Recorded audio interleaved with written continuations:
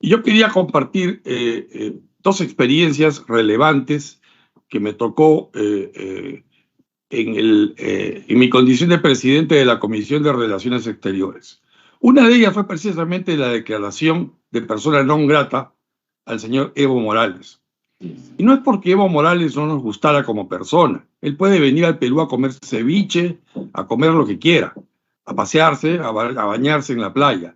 Pero que no puede hacer es citar a una reunión política en el Cusco, donde encima pretendía nombrar de líder al presidente de la República en un evento llamado RUNASUR, que en quechua significa runa, hombre, hombre del sur.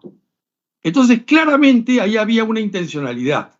Y las declaraciones de Evo Morales eran esas: la patria grande, el hacer una etnia, un corredor étnico entre Bolivia y Perú. Y claro, si de pronto hay un corredor étnico entre Bolivia y Perú, no se necesita ningún tratado. Simplemente por ahí fluiría el acceso libre de territorio boliviano, perdón, de bolivianos al territorio peruano.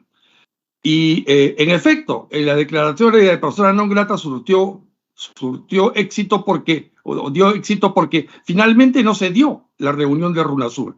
Y eso lo declararon los propios organizadores de RUNASUR, que debido a esa declaratoria no era seguro, no era posible que el señor Evo Morales viniera al Perú. Y desde entonces no ha vuelto al Perú. Y eso es bueno. El segundo punto que quiero mencionar es que en el mes de junio de este año, estuve presente en la ciudad de Los Ángeles en la parte parlamentaria que corresponde a la Cumbre de las Américas. Y tuve la oportunidad de conversar con el presidente del Senado de Bolivia, el señor Andrónico Rodríguez. Él primero, en su intervención general, habló de las bondades de su líder político, Evo Morales, y de cómo él respetaba la soberanía de las naciones vecinas. Naturalmente, mi intervención fue en el sentido de criticar esa visión y de explicar que justamente el señor Morales para Perú era persona non grata y que no tenía de ninguna manera la capacidad de poder respetar soberanía de países vecinos porque no lo estaba haciendo ni con sus declaraciones ni con sus intenciones.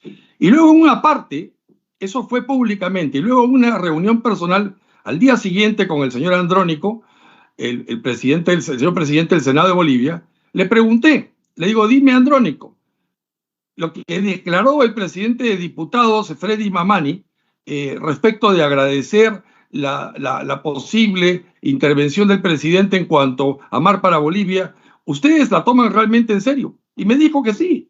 Me dijo que para él era significativo porque lo decía el jefe de la diplomacia peruana, lo decía el jefe de el que conduce la política exterior peruana.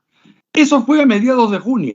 Llegando a Perú, lo primero que hice fue poner en agenda la ratificación de los convenios, de los protocolos, complementarios y ampliatorios del convenio de Hilo, que tenía como objeto generar las condiciones para implementar y ampliar los convenios suscritos anteriormente entre Perú y Bolivia. Descubrí que una de las cosas que contemplaba, aparte de la zona franca industrial, que claro, tiene delimitaciones. Muchos han preguntado cuántos kilómetros pretendía. Ahí está claro, 173.5 hectáreas. Inclusive la zona franca turística tendría 356 hectáreas. Eso está definido, o estaba definido, porque ese protocolo lo hemos tumbado, lo hemos declarado en archivo, ya no existe más. Y, por ejemplo, una de las cosas que decía era la instalación en Hilo de un anexo de la Escuela Naval de Bolivia. O sea, es increíble. Además, el Perú se comprometía a autorizar la presencia de la Armada Boliviana y otorgarle el derecho de navegación en el puerto de Hilo. Eso es, pues, inaceptable dentro del contexto político actual. Estos protocolos ampliatorios y complementarios se firmaron en el 2010 y 2012, pero de acuerdo al artículo 56 de la Constitución Política, debían ser ratificados por el Congreso. Nunca lo fueron hasta que lo tomamos el mes pasado y simplemente lo mandamos al archivo. Ya no existe más, ya no hay Mar Bolivia ni Bolivia Mar. Lo que quedan son los convenios del año 92, pero falta simplemente que duerme el sueño de los justos las intenciones de Bolivia de pretender siquiera poner pues, un buque de guerra frente al Perú. De ninguna manera, eso es inaceptable.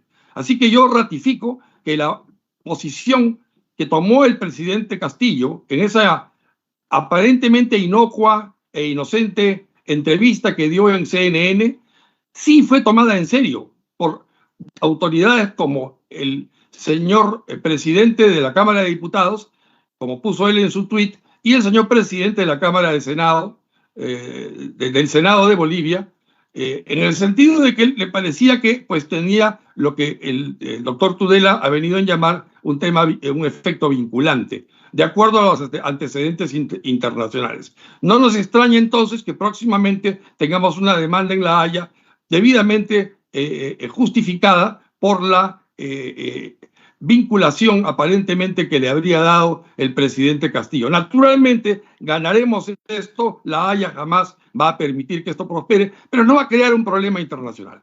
Quería solamente aportar estos detalles al punto porque arrastra preguntas que han hecho algunos congresistas colegas y además quisiera terminar felicitando a los miembros invitados que han participado haciendo excelentes exposiciones sobre la situación geopolítica que se ha generado de manera innecesaria, la crisis geopolítica que se ha generado de manera innecesaria entre dos países hermanos como son Perú y Bolivia, sobre pretexto de utilizar la fusión de etnias y crear estados plurinacionales con la finalidad ulterior de realmente darle salida al mar a Bolivia, salida soberana. Y eso los peruanos no lo vamos a aceptar. Muchas gracias, señora presidenta.